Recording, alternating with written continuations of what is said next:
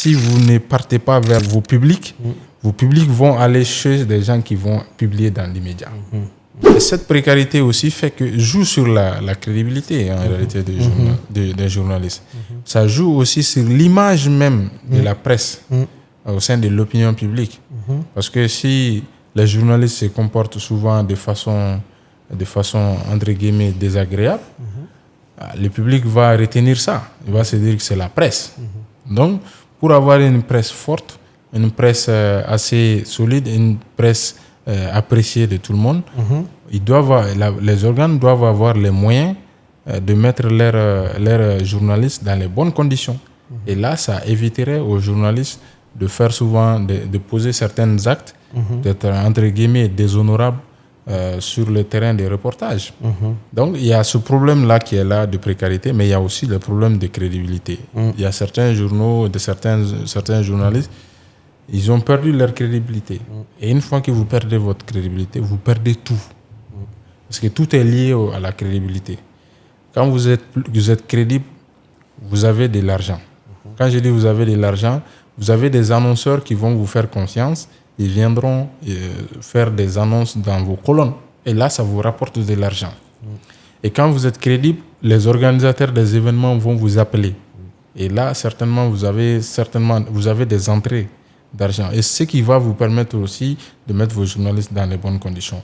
Tout est lié à la crédibilité. On ne badine pas avec la crédibilité. C'est pourquoi souvent, il y a des journalistes, quand vous touchez à leur crédibilité, ils sont prêts à tout pour laver leur honneur. Parce que sans crédibilité, un journaliste n'est rien.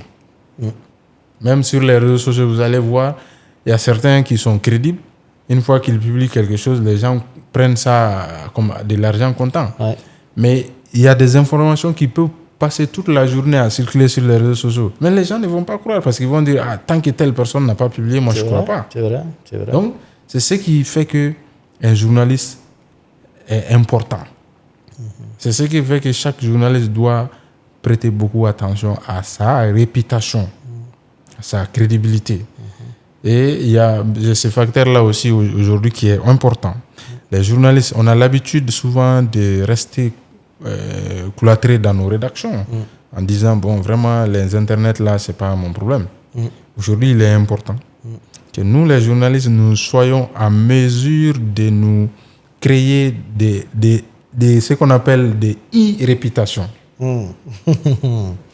Ça, c'est un des terme. e-réputations, c'est-à-dire la réputation sur l'Internet.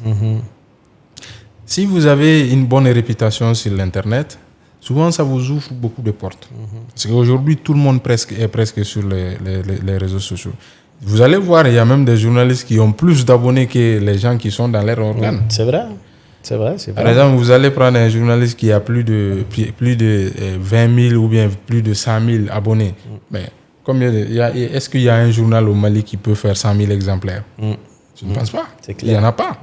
Ou qui a même 100 000 abonnés sur sa page des réseaux sociaux. Ah oui. Ouais, c'est le journaliste qui en a beaucoup plus. Oui, et c'est d'ailleurs maintenant que les organes ont commencé à comprendre qu'il faut s'adapter à la situation. En ayant à la fois les organes classiques, mais aussi en ayant des plateformes sur les réseaux sociaux. C'est ça. Les journaux sont en train d'aller vers ça maintenant. S'ils ne font pas cela, ils vont rester à l'écart. Parce qu'en réalité, aujourd'hui, l'immédiateté de la publication de l'information est de telle sorte que si vous ne partez pas vers vos publics, vos publics vont aller chez des gens qui vont publier dans l'immédiat.